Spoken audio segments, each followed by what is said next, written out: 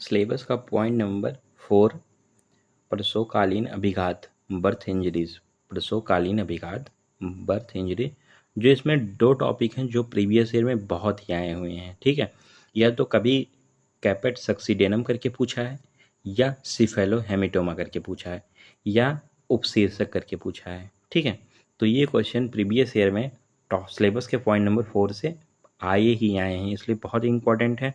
तो इसकी बात करते हैं। तो देखिए, जो उपशीर्षक होता है, इसका जब मॉडर्न कोरिलेशन आप देखेंगे तो इसमें एक्स्ट्रा क्रेनियल इंजरी जो होती है, सिरोअभिघात होता है, आघात होता है, उसी के अंतर्गत कैपेट सक्सीडेनम और सिफेलो हेमेटोमा आता है। ठीक है, देखिए उपशीर्षक क्या होता है। तो देखिए, उपशीर्षक जो होता है, इस विकृति का वर्णन सर्वप्रथम किसने किया है? तो आचार्य वाग्भट ने किया है। क्या आपको क्लियर हुआ कि इस व्याधि का सर्वप्रथम वर्णन किसने किया है? तो आचार्य वाग्भट ने किया है, और फिर सारंगधर ने किया है। फिर किसने किया है? तो सारंगधर ने किया है। ठीक है, इस व्याधि की गणना 9 प्रकार के कपाल व्याधियों में की गई है। मतलब आचार्य वाग्भट ने 9 प्रकार की कपाल व्याधियां बताई हैं, उन कपाल व्याधियों में इसकी गणना की गई है। लेकिन इसके लक्षण जो होते हैं शिशु व्याधि के कहे गए हैं। किसके व्याधि के लक्षण कहे गए हैं? तो शिशु व्याधि के लक्षण कहे गए हैं। तो मैंने बस यहाँ इतनी सी जानी बात कि जो होता है उपशीर्षक, इसी का मॉडर्न कोरिलेशन कैपेट सक्सीडेनम या सिफेलोहेमेटोमा होता है। उपशीर्षक में क्या होता है? तो सर्वप्रथम आचार्य वाग्भट ने इसका वर्णन किया, फिर सारंगधर ने किया है। इस व्याधि के कारण 9 प्रकार के कपाल व्याधियों में की गई है, और इसका लक्षण जो होता है शिशु व्याधि के कहे गए हैं। अब देखिए, जो उपशीर्षक होता है, तो देखिए उपशीर्षक में इसका निदान क्या होता है? तो वात का प्रकोप होता है। तो संप्राप्ति और लक्षण देखते हैं, वो क्लियर हो जाएगा। जो वात का प्रकोप होता है, या वात के प्रकोप के कारण जो गर्भस्थ शिशु होता है, उसके सिर प्रदेश में एक लक्षण उत्पन्न होता है। वो लक्षण क्या होता है? तो उसके त्वक वर्ण का, मतलब जिस वर्ण की उसकी त्वचा होती है, उसी वर्ण का रुजा रहित, जिसमें किसी प्रकार की रुजा नहीं होती है, वैसा शोथ उत्पन्न हो जाता है। क्या उत्पन्न हो जाता है? शोथ उत्पन्न हो जाता है। वात के प्रकोप के कारण जो गर्भस्थ शिशु होता है, उसके सिर प्रदेश में त्वक वर्ण का एक रुजा रहित शोथ उत्पन्न हो जाता है, और वो सिर के ऊपर एक अतिरिक्त सिर जैसा प्रतीत होता है। मतलब सिर के ऊपर एक अतिरिक्त सर जैसा दिखाई देता है। ये था आपका उपशीर्षक। चिकित्सा की बात करें तो देखिए, इसमें चिकित्सा क्या होती है?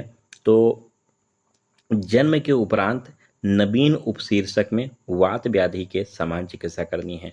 मतलब अगर नवीन उपशीर्षक है तो वात का निदान होता है, वात का प्रकोप होता है, इसलिए चिकित्सा भी कौन सी करनी है? वात व्याधि की चिकित्सा करनी है। वात व्याधि की चिकित्सा में क्या होता है? तो स्नेह पान करवाना है, नस्य देना है, और अभ्यंग करवाना है, और अभ्यंग के पश्चात या उपरांत स्वेदन या उपनाह का निर्देश है। लेकिन ऐसा कुछ नहीं करना है कि उसके अंदर विदाह उत्पन्न हो जाए। विदाह उत्पन्न होने से उसकी रक्षा करनी है। तो ये थी चिकित्सा।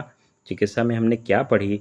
तो हमने ये जाना कि जन्म के उपरांत नवीन उपशीर्षक है अगर, तो वात व्याधि के समान चिकित्सा करनी है। वात व्याधि की चिकित्सा क्या होती है? तो स्नेहपान, नस्य और अभ्यंग। अभ्यंग के बाद स्वेदन उपनाह देना है, लेकिन विदाह उत्पन्न होने से उसकी रक्षा करनी है। अब बात करते हैं पाक होने पर। अगर पाक हो जाता है तो कैसे चिकित्सा करनी है? तो पाक होने पर वृद्धि चिकित्सा निर्दिष्ट है। मतलब वृद्धि के समान चिकित्सा करनी है पाक होने पर।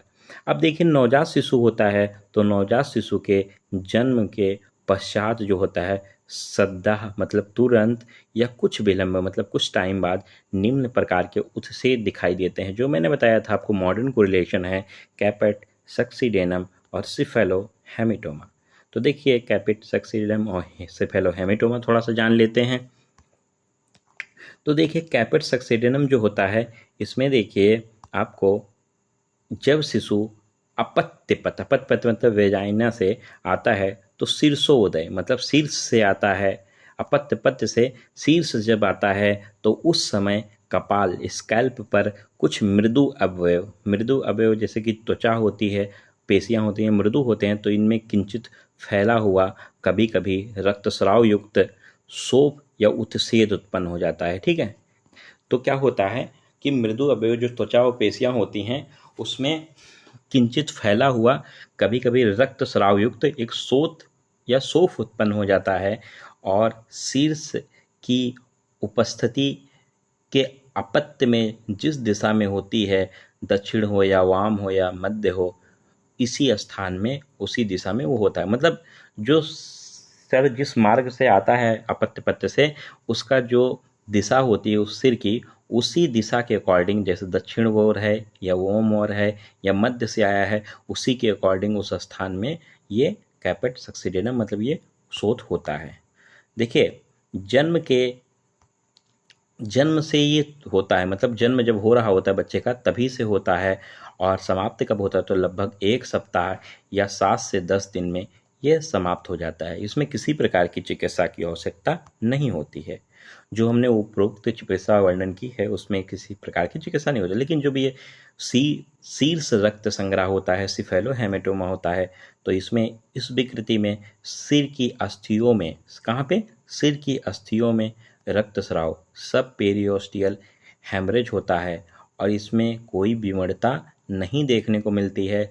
शोफ का उद्भव जो होता है शिशु के जन्म के कुछ घंटे बाद, कितने घंटे बाद, कुछ घंटे, जैसे कि 6 से 12 घंटे बाद होता है। और क्योंकि इतना समय क्यों लगता है, क्योंकि कपाल अस्थियों के अंदर जो रक्तस्राव होता है वह धीमी प्रक्रिया है, धीरे धीरे होता है। कभी कभी तो कपाल अस्थियों में हल्की दरार जैसी भग्नता, लाइनर फ्रैक्चर भी होता है। तो आपको क्लियर कर दिया मैंने कि सिफेलोहेमेटोमा क्या होता है और कैपेट सक्सीडेनम क्या होता है। कैपेट सक्सीडेनम में किसी प्रकार की चिकित्सा की आवश्यकता नहीं होती, लेकिन सिफेलोहेमेटोमा में जो चिकित्सा मैंने उपरोक्त वर्णन की थी, वात प्रधान होने पर चिकित्सा की जाती है, बेदर्दी होने पर वही चिकित्सा की जाएगी। तो बहुत ही इंपॉर्टेंट टॉपिक था हमारा उपशीर्षक, जो सिलेबस के पॉइंट नंबर 4 में आता है, जो हम लोगों ने कंप्लीट कर लिया।